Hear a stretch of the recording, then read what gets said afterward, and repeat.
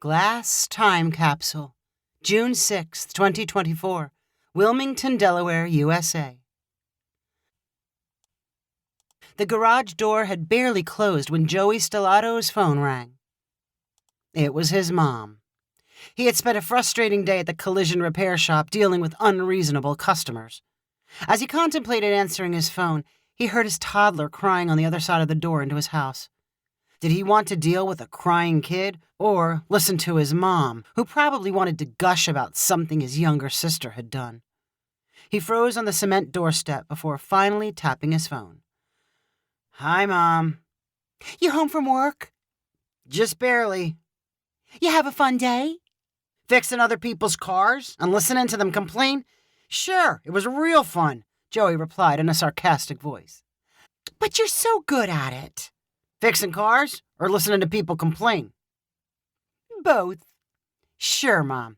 There's a million other things I'd rather be doing." I know. That's why you have all your hobbies after work, like your football leagues and barbecuing and flying your drones." Joey replied by complaining how his wife, Katie, was always on his case about spending money on drones. "She thinks every dollar I make should go to the mortgage." "Katie has a lot to worry about. Her intentions are always good." "Anyways, what do you need, Mom?" The tone of Joey's mom's voice grew more excited as she said, "Remember when you were 10 years old and you and your little friends buried a time capsule in the yard? You said you would dig it up in 20 years? Well, I've been counting, and it will be exactly 20 years this weekend." "Time capsule? I don't remember what you're talking about." "It was a big glass jar. We buried it next to the maple tree. It took you boys all day long to dig the hole." "Oh, right. Yeah, now I remember." "So, I thought it would be nice for you and your friends to come dig it out. It would be fun for all of you, and I don't get to see enough anyway." Joey rolled his eyes. "I'm not sure if Doug and Sean will be up for it. I haven't talked to Doug in over a year. Even longer for Sean." "Call them. See what they say." "I'll think about it. Let me talk to you later. I gotta get into the house." Joey hung up with little intention of contacting his friends. But as he helped put his children to bed, his curiosity over the time capsule deepened. He was pretty sure Doug and Sean still lived nearby, and getting together might make for a few laughs. Joey called Doug first. They exchanged friendly greetings of "how's it going" and "what you been up to." Then the bitterness in Doug's voice became obvious. He described how his painful divorce was finally over. He was underpaid and living with his parents. It was more than Joey wanted to hear. "So you remember when we were kids and buried a time capsule in my yard?" "No." "I think it was a glass pickle jar, a big one. We put things inside it, and we dug until we had blisters on our hands." "Oh, yeah. Yeah, I do remember. Leave it to my mom to keep track of when we're supposed to dig it up. We said 20 years later. According to her, we're supposed to do it this weekend." "No kidding. You interested in visiting my parents' place again? Take a look at what we buried?" "Why not? I got nothing else going on." After the call with Doug, Joe immediately dialed Sean's number. He was surprised Sean answered so quickly. "Can you talk for a minute? Sounds like you're at a gym," Joey said. "I am. Just got done teaching a spin class." Joey explained the time capsule, and after some prompting, Sean clearly remembered the day they buried it. He was obviously pumped to be part of the retrieval. Joey arrived at his parents' home half an hour before the scheduled dig. He told his wife, Katie, he was helping his mom with one of her projects, and Katie was content not to join him. The front of the little house he grew up in looked like the others in the neighborhood. Not apparent from the street was the oversized backyard. Until they turned into teenagers and discovered video games, that backyard was the center of the universe for Joey and his friends. His mom encouraged as much creative playtime as possible. As soon as Joey got out of his car, his mom jogged out the front door and wrapped him in a hug. She was much rounder and shorter than he was, so he felt most of the squeezing around his stomach. Aggressively joyful greetings were a part of her personality, but she typically allowed Joey to first make it into the house. A curbside greeting meant she was especially excited about something surprising or unusual. "I've got a shovel ready," she said, with the words bursting from her mouth like fireworks. "And I think I've marked the right spot." She pulled Joey into the house where they bumped into his dad. He was tall and lanky and did not like surprises or anything out of the ordinary. "You got your friends coming over, huh?" he said. "You better cover up any holes you make in the yard and put the grass back the way you found it." Joey and his mom ignored the grouchiness and sauntered into the kitchen, where Joey picked at the cookies and brownies arrayed on a counter. Doug and Sean arrived almost simultaneously. Doug carried a loaf of sourdough bread and handed it to Joey's mom. "Here you go, Mrs. Stellato. This is from my mom." "She didn't have to do that," Joey's mom replied. "She loves giving stuff away," Doug said. "I'm sorry, I didn't bring anything," Sean said with a sheepish smile. "Oh, you didn't have to," Joey's mom replied to Sean with a wave of her hand. "Now, let me get a good look at you. I haven't seen you for years, but you're just as handsome as when you were in high school and driving the girls wild." Joey smiled as he took a good look at Sean, too. His mom was obviously exaggerating. Sean was not overweight, but his high school athlete build was gone. His thick high school hair had also abandoned him. Doug and Sean felt obligated to catch Joey's mom up on their recent life stories. When she was satisfied, she announced it was time to find their treasure. They traipsed through the house to the backyard and found the red maple tree next to the fence line. It was bigger than Doug and Sean remembered. A shovel leaned against its trunk.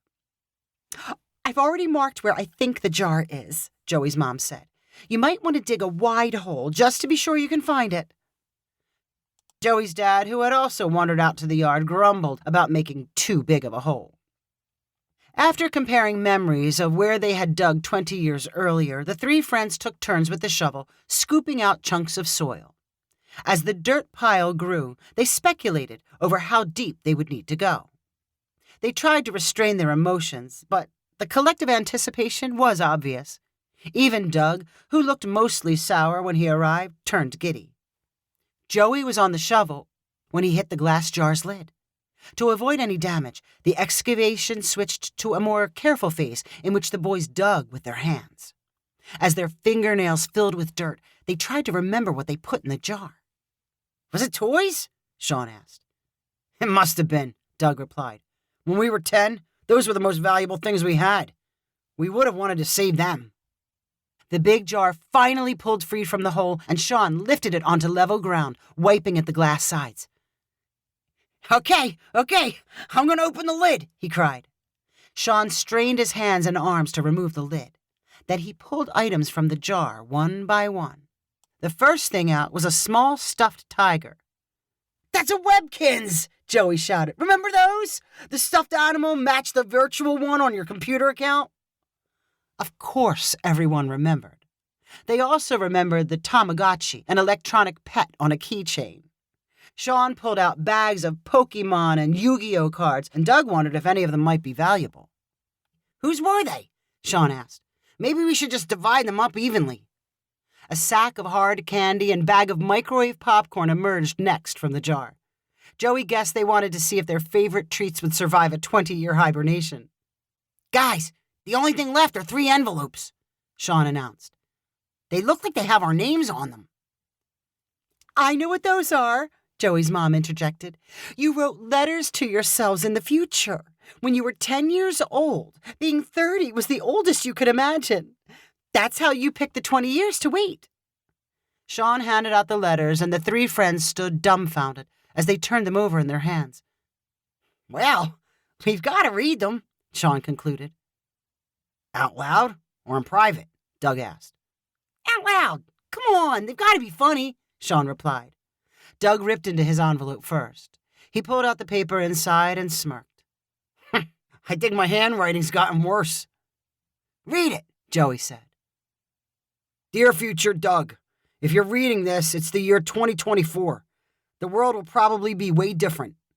The letter continued with 10-year-old Doug making a list of things he thought might be happening in 20 years before getting more personal. "I don't know exactly what you'll be doing, but I know you'll still be best friends with Joey and Sean. You'll be living in the biggest house anywhere with lots of staircases and glass doors. Doug stopped reading. He stayed silent for a few minutes before adding with a frown. That's pretty much it. Joey's dad had remained quiet through most of the digging and jar opening. Now he could not resist making a comment. That sure didn't happen the way you thought. Aren't you back home with your parents? Joey's mom quickly chimed in. No, I think things happen exactly like he predicted. His parents moved out of this neighborhood into the most beautiful home I've ever seen. Dozens of glass doors like Doug wants it. And that's where he's living, right? He could do a whole lot worse. Doug rolled his eyes before chuckling. I guess, if that's the way you want to look at it. I do, Joey's mom replied. Who's next? Sean reluctantly raised his hand and opened his letter. Dear future Sean. Like Doug's, his letter speculated about what would be happening in the world before concentrating on himself. You'll still be friends with Joey and Doug. I know you'll be some kind of professional athlete. Maybe football, baseball, or basketball. It doesn't matter which one, as long as you're a pro. Sean summed up his feelings about the letter by shaking his head in disappointment.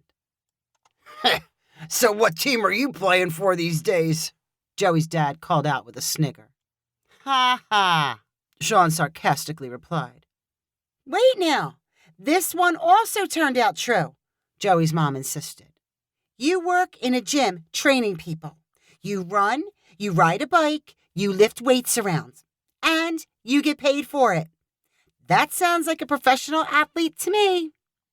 Sean smiled and shrugged his shoulders.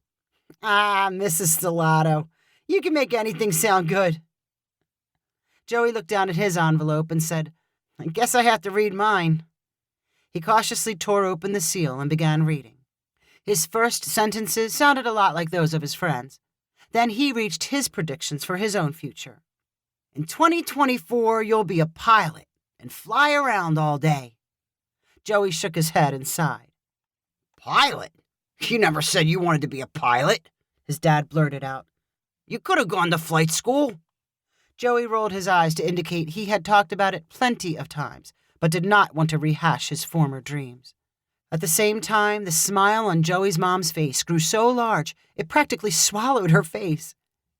Don't you see? This one came true too. Your drones. You fly them almost every day. And you're so good at it. You said yourself that it takes as much skill as flying around a big airplane. Joey shrugged his shoulders and said, Well, kind of. If we look at the jar through your mom's eyes, we were pretty good fortune tellers, Sean concluded. Or a bunch of losers if you look through my dad's eyes, Joey added.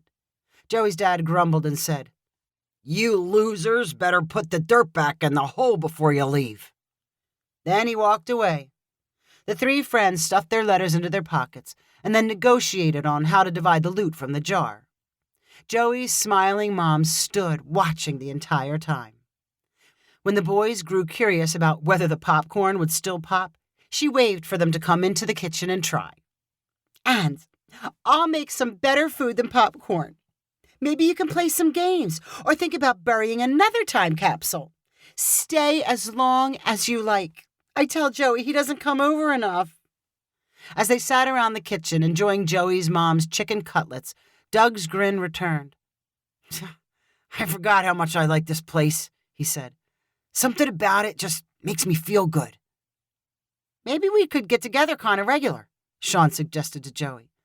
As long as your mom is okay with it. I'm sure she would love it more than anything in the world, Joey replied. And maybe we could pick a time when your dad's not around, Doug added. Joey laughed and said, The three of us coming over would give him a great excuse for leaving the house. If you enjoyed this story, please rank it on the website 500ironicstories.com. Please subscribe on the website to get weekly updates as new stories are posted. And please share with friends using the convenient links available.